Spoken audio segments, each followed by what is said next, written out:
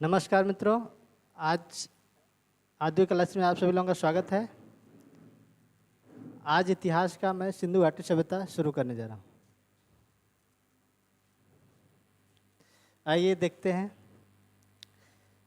सिंधु घाटी सभ्यता के बारे में पिछले वीडियो में मैंने बता दिया था और जो है आज उसी को डिस्क्राइब करने जा रहा हूँ।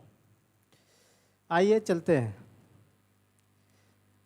हड़प्पा सभ्यता, सबसे पहले खोज सिंधु सभ्यता में हड़प्पा सभ्यता की हुई थी, जो 1921 ईस्वी में दयाराम साहनी के द्वारा किया गया था, रावी नदी के तट पर।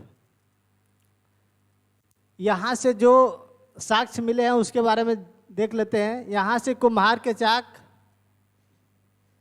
श्रमिक आवास, ओखली, ताबूत, कब्रिस्तान, हाथी के दांत, एक सिंगी जानवर, ये इतने साक्ष्य हड़प्पा सभ्यता से मिला है। दूसरा जो शहर था मोहनजोदड़ो, जिसकी खोज 1922 ईस्वी में राखलदास बनर्जी द्वारा सिंधु नदी के तट पर हुआ था। यहाँ से हमें साक्ष्य मिला था पुरोहित आवास, स्नानागार, अन्नागार, कुआं, सूती वस्त्र, चौड़ी सड़क, पशुपति शिव की मूर्ति, सभागार और नतर्की।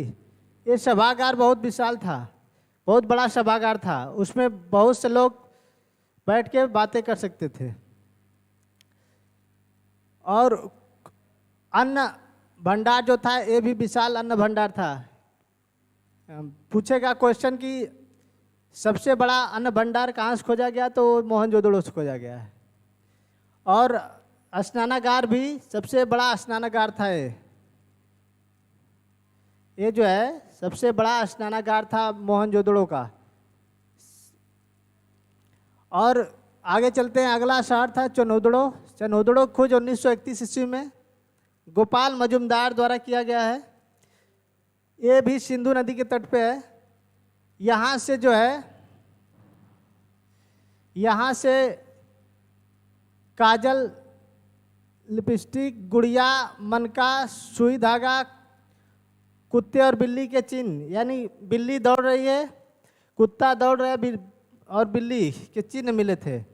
और यह शहर जो है दुर्ग रहित था, यानी और जितने शहर थे वो दुर्ग द्वारा, यानी कि पूरा चारों तरफ से घेरा गया था। लेकिन चनोदड़ो एक ऐसा शहर है जो दुर्ग रहित था, जो खोजा गया तो चारों तरफ से घेरा नहीं गया था, यानी ये दुर्ग रहित था। आगे रोपड़, अगला शहर था रोपड़। यहाँ चनोदड़ो से ज़्यादा वो चीज़ें जो है औरतों की मिली है। रोपड़ अगला शहर है। रोपड़ ये पंजाब के सतलज नदी के किनारे है। इसकी खोज यज्ञदत्त शर्मा ने 1953 ईस्वी में किया था। यहाँ से तांबे की कुल्हाड़ी, बटखरा, छुरा, मृतभांड यानी मिट्टी का बर्तन जो होते थे उसे मृतभांड कहा जाता था, और उस पर जो है चित्रकारी किया गया होता था। ठीक, यानी कि पूछता है कि मृतभांड कहाँ से मिला था, तो ये आपका रोपड़ से मिला था। एग्जाम में बहुत सी इसमें से एग्जाम में आ चुका है, इसलिए इसे थोड़ा ध्यान से देखिएगा। और बनमाली अगला शहर था। बनमाली हरियाणा में पड़ता है। यह रंगोई नदी के किनारे है। इसकी खोज रवि सिंह बिष्ट ने किया था। यहाँ से जो है नालियाँ जो मिली थी, खुली हुई मिली थी।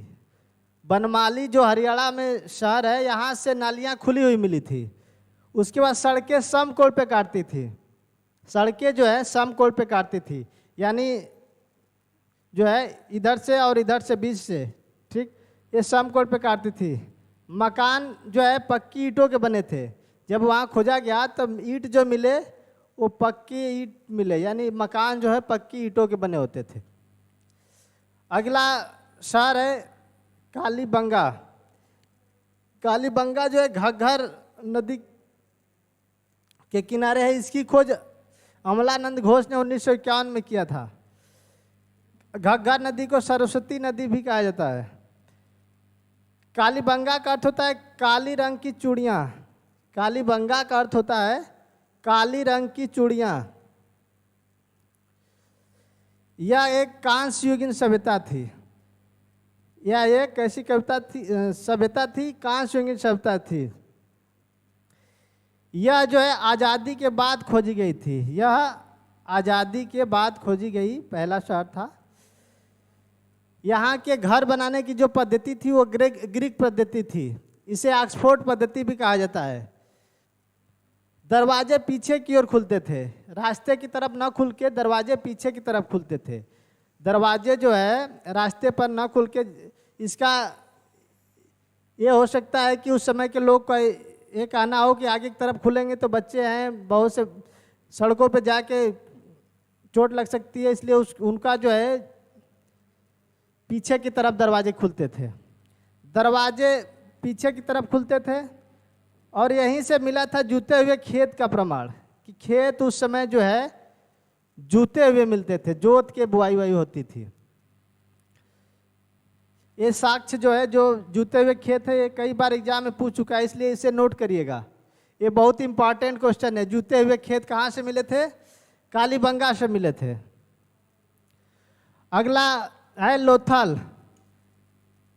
लोथल जो है आपका भोगवा नदी के किनारे है गुजरात में। इसकी खोज रंगनाथ राव ने जो है की है 1954 ईस्वी में। इसकी खोज रंगनाथ राव ने किया था। यह एक ऐसा शहर था जहाँ पे बंदरगाह था। बंदरगाह, यहाँ से बंदरगाह मिला था, जिससे पता चला था कि यहाँ से जो है विदेशों के लिए व्यापार होता था। इससे ये अनुमान लग गया था कि बंदरगाह है यानी विदेशों के लिए यहीं से व्यापार होता था। बंदरगाह का अर्थ बता दे रहे हैं थोड़ा सा। बंदरगाह का अर्थ होता है जहाँ से जो है नावें या बड़े बड़े जहाज़ों द्वारा जो व्यापार होता था, जहाँ पर होता है, जहाँ से होता है उसी को, यानी स्टेशन, जहाज़ों का स्टेशन को बंदरगाह कहे जा सकते हैं। पानी के जहाज़ों का स्टेशन को बंदरगाह कहे जा सकते हैं। तो यहाँ पे जो है बहुत से जो है मुद्राएं मिली थी फारस की, जिससे पता चला कि यहाँ से विदेशों के लिए व्यापार होता था।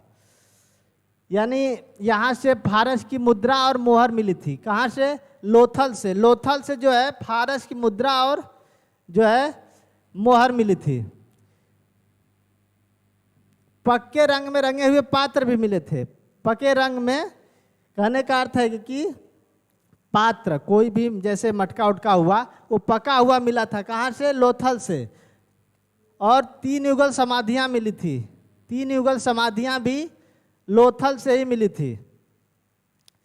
यानी कि आपका फारस की मुद्रा, पके रंग के रंगे हुए पात्र और 3 युगल समाधियाँ ये लोथल से प्राप्त हुई थी। ये एग्जाम में पूछ चुका है 3 युगल समाधियाँ, इसलिए इसे थोड़ा ध्यान दीजिएगा। अगला है धौलावीरा। अगला शहर है धौलावीरा। यह जो है लूनी नदी किनारे, गुजरात के कच्छ में लूनी नदी किनारे है। गुजरात में एक जिला पड़ता है कच्छ, वहीं पे जो है लूनी नदी है, उसी के किनारे बसा है धौलावीरा। यहाँ से जो है कच्छ एक ऐसा स्थान है जहाँ पे जो है रेत ही रेत है। यहाँ से विशाल जलाशय मिला था। यानी कि ये पता चला कि यहाँ पे बहुत विशाल जलाशय है, यहीं से जो है लोगों को पीने के साधन के रूप में ये देखा जा रहा था। अगला उन्नत जल प्रबंध उनका बहुत उन्नत था। कहने का अर्थ है कि इतना सुंदर जल प्रबंध है कि सारे नगर के जो है कि नगरों की जल की व्यवस्था यहीं से की जाती थी, उन्नत जल प्रबंध द्वारा सारे नगरों की। आज भी धीरे धीरे उसी के समय का आज भी प्रयोग में लाया जा रहा है उसी को। सुरकोटदा। अगला शहर चलते हैं सुरकोटदा। सुरकोटदा भी लूनी नदी के किनारे है। यह गुजरात के कच्छ जिले में है। इसकी खोज जेपी जोशी ने किया था। यहाँ से जो है कब्रिस्तान के कलश समाधान मिला था। यानी कलश मिला था। घोड़े की हड्डियां मिली थी। सूरकोटदा से घोड़े की हड्डियां और कब्रिस्तान के कलश अवधान मिले थे, इसलिए इसे थोड़ा सा ध्यान दीजिएगा। कब्रिस्तान के कलश अवधान यहाँ ये पूछ चुका है, इसलिए इसे थोड़ा ध्यान दीजिएगा। यहाँ पे कुछ चीज़ें बहुत इंपॉर्टेंट है, इसलिए इसे ध्यान दीजिएगा। मन का पूछ चुका है, इसलिए इसे ध्यान दीजिए। कुत्ते और बिल्ली के चिन्ह, कुत्ते और बिल्ली के चिन्ह, ये भी थोड़ा ध्यान दीजिएगा। दुर्ग रहित, ये भी ध्यान दीजिएगा। इसे नोट करिए, फिर शेष आगे बता।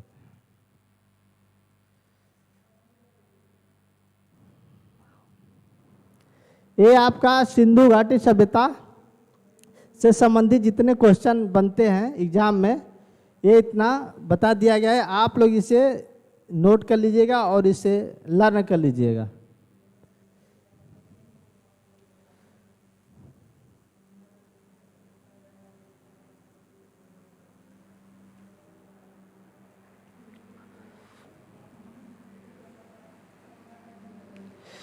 चलिए आगे चलते हैं। अब अगला टॉपिक है हमारा वैदिक सभ्यता। सिंधु घाटी सभ्यता के बाद जो है, हमने उसमें जब स्ट्रक्चर बनाया था तो सिंधु घाटी सभ्यता के बाद वैदिक सभ्यता बनाया था, इसलिए आइए चलते हैं वैदिक सभ्यता पर।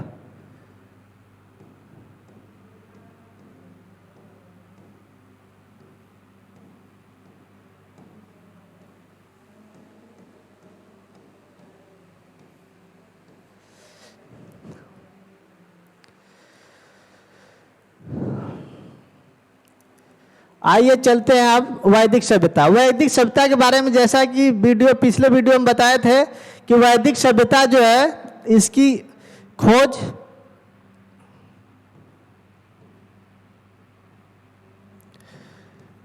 (1500 ईसा पूर्व से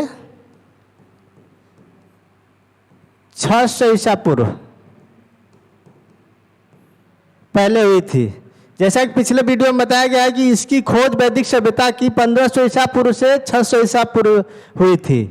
ईसा पूर्व यानी BC।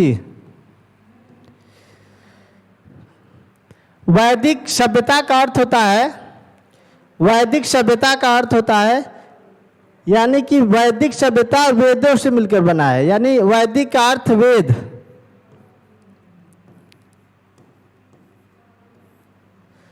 वैदिक जो है वेदों से मिलकर बना हुआ है। वैदिक सभ्यता वेदों से मिलकर बना हुआ है, ठीक, यानी इसका अर्थ वेद होता है। वैदिक सभ्यता को 2 भागों में बांटा गया है। जैसा कि पिछले वीडियो में बताया गया है, वैदिक सभ्यता को 2 भागों में बांटा गया है। पहला आपका था ऋग्वैदिक काल,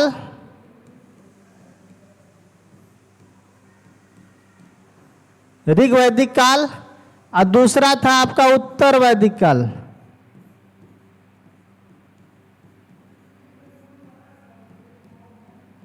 ऋग्वैदिक काल को पूर्व वैदिक काल भी कहा जाता है। ध्यान दीजिएगा, ऋग्वैदिक काल को पूर्व वैदिक काल भी कहा जाता है। ऋग्वैदिक काल को पूर्व वैदिक काल भी कहा जाता है। इसकी समयावधि जो है 1500 ईसा पूर्व से 1000 ईसा पूर्व मानी जाती है। इसकी समयावधि जो है उत्तर वैदिक काल की 1500 ईसा पूर्व से 1000 ईसा पूर्व मानी जाती है, और इसकी समयावधि उत्तर वैदिक काल की 1000 ईसा पूर्व से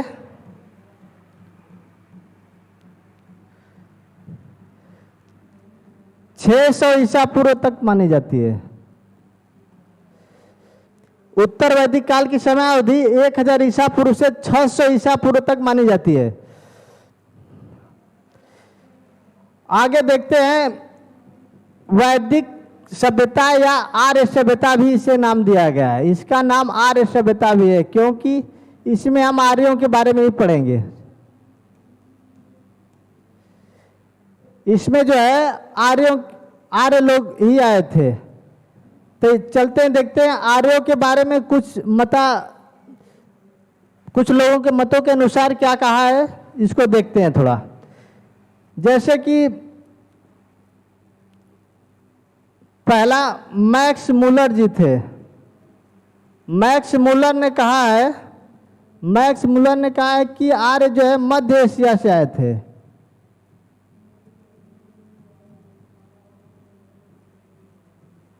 मैक्स मुलर ने कहा है कि आर्य लोग मध्य एशिया से आए थे।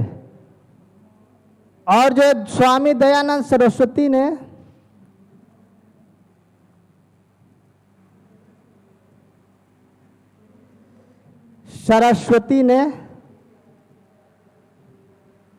स्वामी दयानंद सरस्वती ने कहा है कि आर्य लोग जो है तिब्बत से आए थे। स्टेटमेंट थोड़ा ध्यान दीजिएगा, ये पूछ देता है एग्जाम में, इसलिए इसको थोड़ा ध्यान दीजिएगा। तीसरा जो है आपके बाल गंगाधर तिलक ने बोले हैं,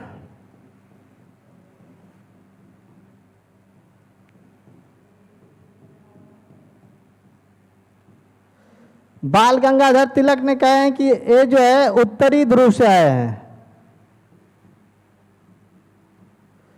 बाल गंगाधर तिलक ने बोले हैं कि ये आर्य लोग उत्तरी ध्रुव से आए हैं। इसे स्क्रीनशॉट लीजिएगा और आगे बढ़ते हैं।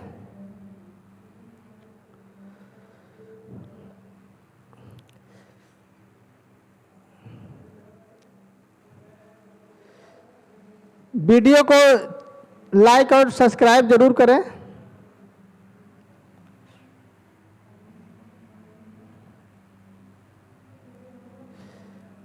आगे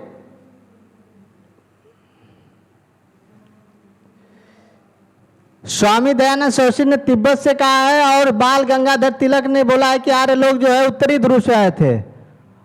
और जो है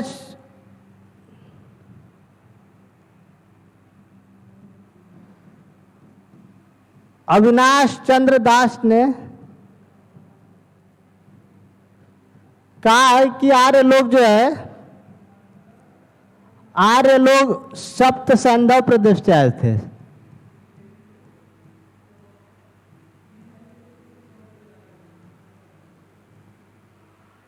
सप्त सैंधव प्रदेश से आए थे। हाँ, ये थोड़ा लोगों के मत के अनुसार है, इसे थोड़ा सा आप लोग ध्यान दीजिएगा।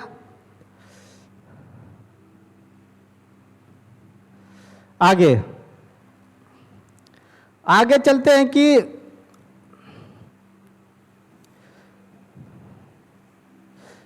वैदिक साहित्य।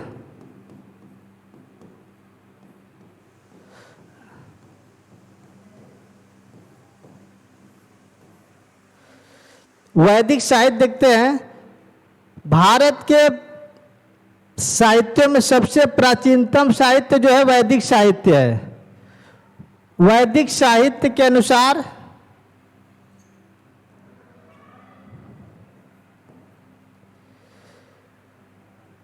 वैदिक साहित्य में बताया गया है कि वेद जो है 4 प्रकार के होते हैं। वेद के कितने भाग होते हैं? 4 भाग होते हैं। वेद किसे कहते हैं, इसे थोड़ा सुन लीजिए।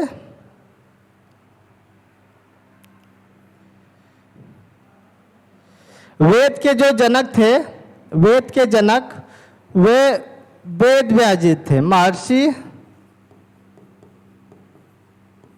इनका पूरा नाम जो था महर्षि द्वैपायन वेद व्यास। महर्षि द्वैपायन वेद व्यास वेद के जो थे ये संकलन करता थे। और जो है सबसे प्राचीन साक्ष्य जो है वेदों से मिलता है। हमें जो है वेदों से ही वैदिक सभ्यता का प्राचीन साक्ष्य मिलता है। और इसमें जो है पहला वेद होता है ऋग्वेद। पहला वेद जो होता है ऋग्वेद। दूसरा होता है आपका सामवेद, तीसरा होता है यजुर्वेद, और चौथा होता है जो है अथर्ववेद।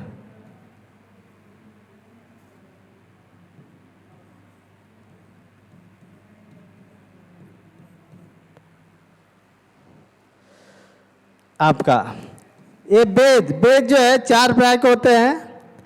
पहला ऋग्वेद, दूसरा सामवेद, तीसरा यजुर्वेद, चौथा अथर्ववेद।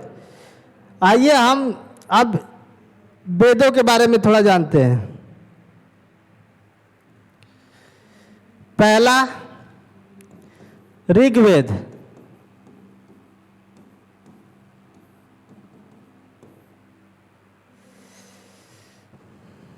जैसा कि नाम से ही पता चल रहा है, ऋग यानी ऋचाओं से निर्मित वेद को ऋग्वेद कहा जाता है, जिसमें ऋचाएं हो, जिसमें जो है ऋचाओं की संख्या ज्यादा है, उससे जो है ऋग्वेद कहेंगे। इसमें 10 मंडल, ऋग्वेद में 10 मंडल,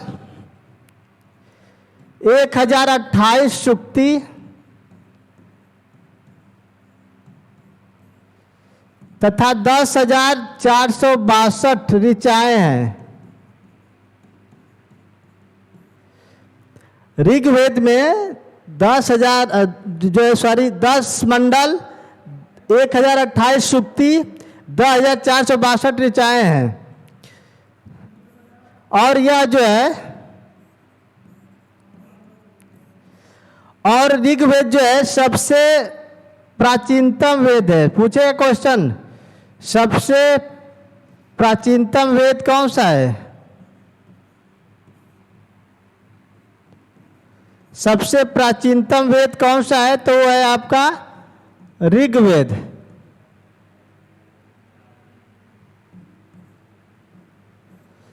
ऋग्वेद सबसे प्राचीनतम वेद है। और सबसे बाद का वेद जो है, यानी अंतिम वेद,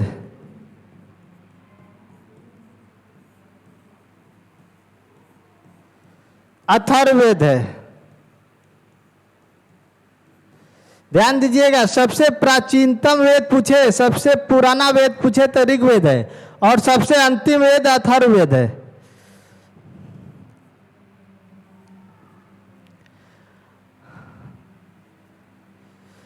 ऋग्वेद में जो है, ऋग्वेद के तीसरे मंडल में, ऋग्वेद के कितने मंडल हैं? 10 मंडल है। तो तीसरा मंडल जो है उसमें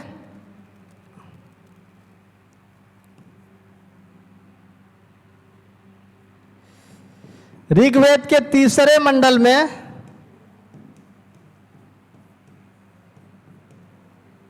गायत्री मंत्र का उल्लेख किया गया है। सूर्य देवता को समर्पित गायत्री मंत्र का उल्लेख किया गया है।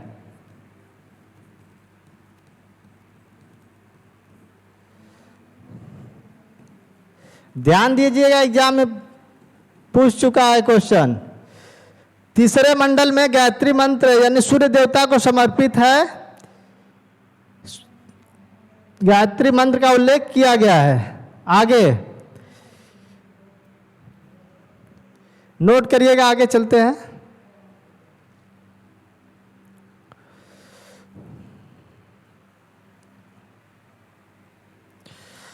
आगे जो है 9वें मंडल में जो है सोम देवता का वर्णन किया गया है। सोम देवता का वर्णन किया गया है। ऋग्वेद के 9वें मंडल में सोम देवता का वर्णन किया गया है। और 10वें मंडल है, इंपॉर्टेंट मंडल है, इसलिए इसे ध्यान से देखिएगा। 10वें मंडल में जो है वर्णों का वर्णन किया गया है, यानी 4 वर्ण होते हैं: ब्राह्मण, क्षत्रिय, वैश्य, शूद्र।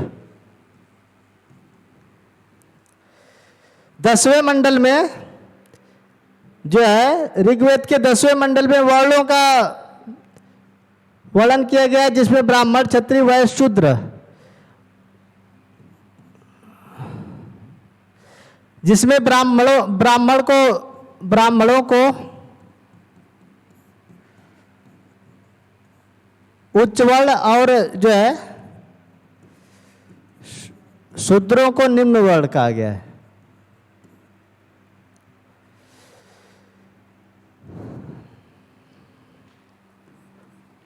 आगे देखते हैं, आगे थोड़ा ध्यान से देखिएगा। इसमें पूछ चुका है कि गायत्री मंत्र कहाँ से लिया गया है, तो क्या बताया जाएगा? गायत्री मंत्र जो है, गायत्री मंत्र अष्टोमा सद्गम्य,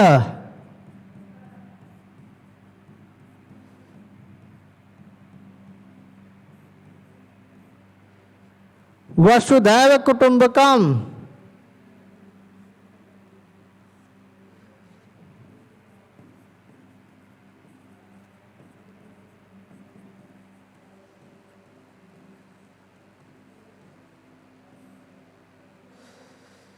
ये जो है आपके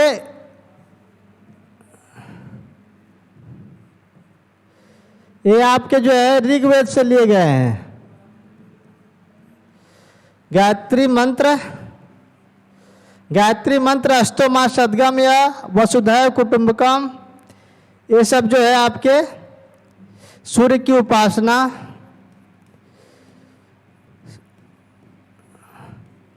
ये सब जो है आपके ऋग्वेद से लिए गए हैं। इसलिए थोड़ा इसको ध्यान दीजिए। गायत्री मंत्र पूछ चुका है कहाँ से लिया गया है, ऋग्वेद से लिया गया है।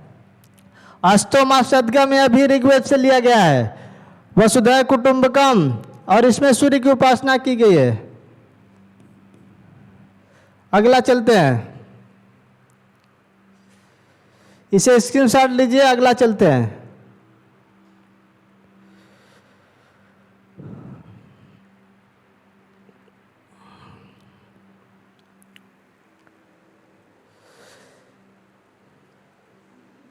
ऋग्वेद के बाद अगला आता है आपका दूसरा, चलते हैं यजुर्वेद।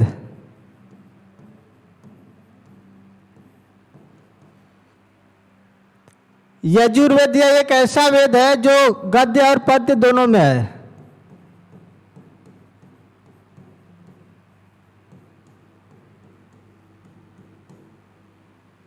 इंपॉर्टेंट है।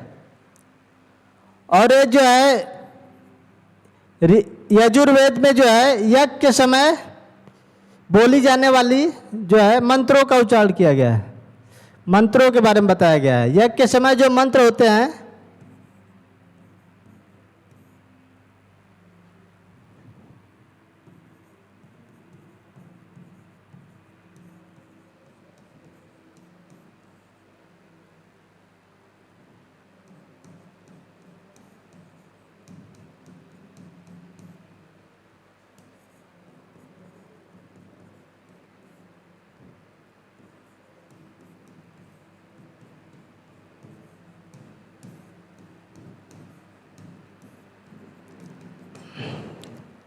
इसको दो भागों में बांटा गया है। एक पहला कृष्ण पक्ष, कृष्ण यजुर्वेद,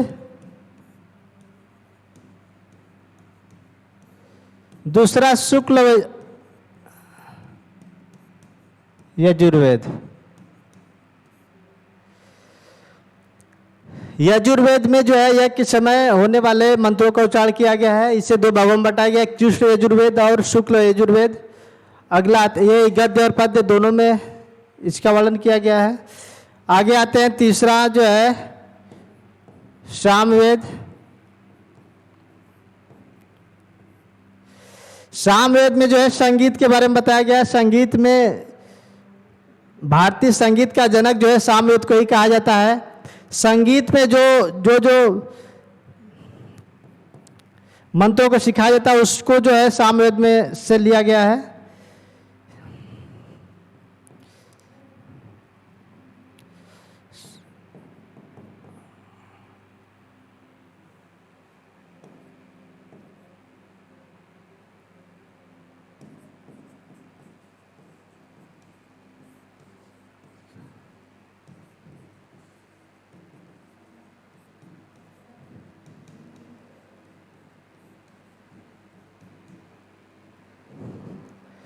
यह वेद जो है संगीत के बारे में इसमें बताया गया है कि संगीत में जैसे लय क्या कैसे किया जाता है उसके बारे में बताया गया है। और चौथा आपका है अथर्ववेद। चौथा है जो है अथर्ववेद।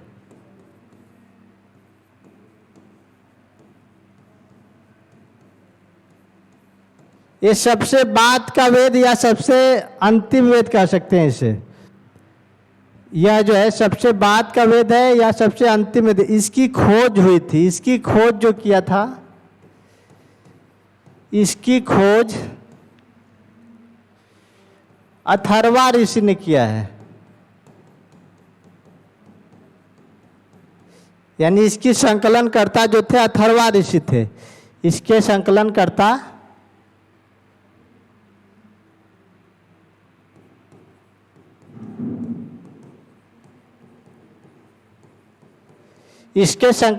अथर्वा ऋषि थे।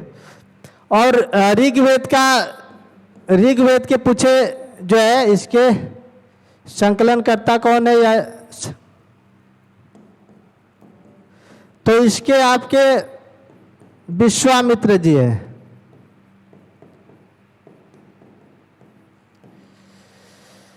इसके संकलनकर्ता विश्वामित्र जी। अथर्ववेद के संकलनकर्ता यानी खोजकर्ता जो अथर्वा ऋषि हैं। और अथर्ववेद में जो है ध्यान दीजिएगा, अथर्ववेद में जादू टोना भूत प्रेत औषधियां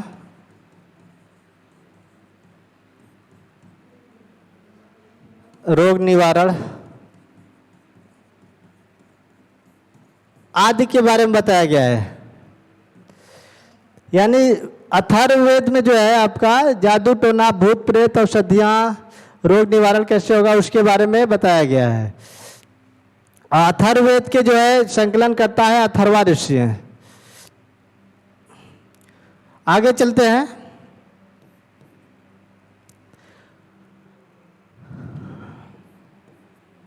आगे ध्यान दीजिए, जो है वैदिक सभ्यता में जो है सबसे पूजनीय जो पशु था, प्रिय पशु तो घोड़ा था। प्रिय पशु घोड़ा था, लेकिन पूजनीय पशु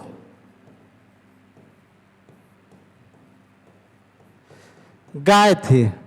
ऋग्वेद में प्रिय पशु घोड़ा था, पूजनीय पशु गाय थी।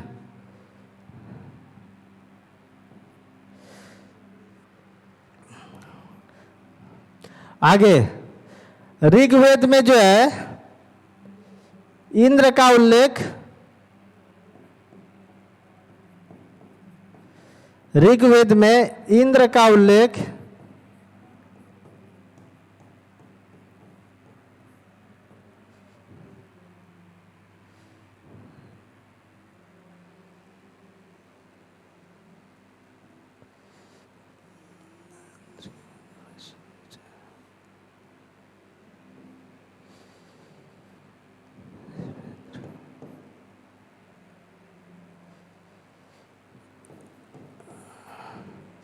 इंद्र की, ऋग्वेद में इंद्र के लिए ऋचाएं 250 और अग्नि के लिए 200 है। ये ध्यान दीजिएगा, इंद्र के लिए 250 और अग्नि के लिए 200 है। और इसका प्रिय पशु घोड़ा था और पूजनीय पशु गाय थी। इसे ध्यान दीजिएगा थोड़ा।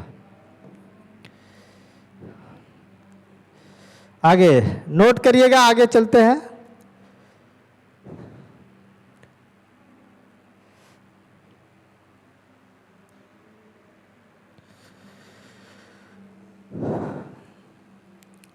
आगे कुछ क्वेश्चन पूछते हैं, जिसे थोड़ा सा कुछ क्वेश्चन को देखते हैं। जैसे पहला क्वेश्चन यही बनता है कि पूछ देगा कि सुक्ति, ऋग्वेद में सुक्ति कितनी है? सुक्ति कितनी है? तो 1000 28। थोड़ा ध्यान दीजिएगा, इंपॉर्टेंट क्वेश्चन को ध्यान दे रहे हैं थोड़ा सा। गायत्री मंत्र कहाँ से लिया गया है?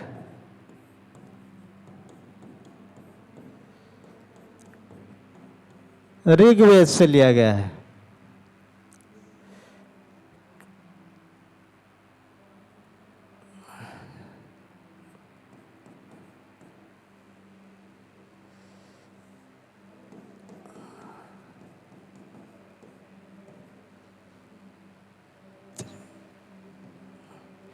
आगे पूछेगा कि कौन सा वेद है जो गद्य और पद्य दोनों में है? गद्य और पद्य दोनों में कौन सा वेद है? यजुर्वेद। अगला क्वेश्चन बन जाएगा कि जो है वेदों के संकलनकर्ता कौन है? वेदों के संकलनकर्ता,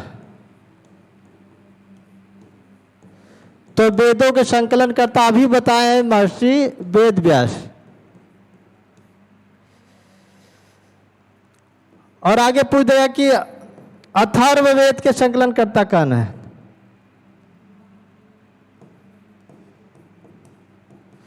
तो इसके संकलनकर्ता ऋषि अथर्वा है। ऋषि अथर्वा। आगे पूछ देगा कि प्रिय पशु कौन सा था? आर्यों का प्रिय पशु, आर्यों का प्रिय पशु जो था वो घोड़ा था, और पूजनीय पशु जो थी वो गाय थी। आर्यों की भाषा पूछ सकता है, इंपॉर्टेंट क्वेश्चन। आर्यों की भाषा कौन सी थी? आर्यों की भाषा जो थी वो संस्कृत थी। बहुत इंपॉर्टेंट क्वेश्चन है, एग्जाम में कई बार पूछ चुका है। आर्यों की भाषा जो थी वो संस्कृत थी, संस्कृत में ही बोलते थे आर्य लोग। आगे ध्यान दीजिए, सूक्ति 108 गायत्री मंत्र कहाँ से लिया है? ऋग्वेद से। गद्य और पद्य में यजुर्वेद है। वेदों के संकलनकर्ता महर्षि वेद व्यास है, और अथर्ववेद के संकलनकर्ता ऋषि अथर्वा है। प्रिय पशु कौन सा था? प्रिय पशु जो था आपका घोड़ा था, और पूजनीय पशु था आपका गाय थी। आज के लिए इतना ही, फिर मिलते हैं नेक्स्ट वीडियो में। जय हिंद, जय भारत।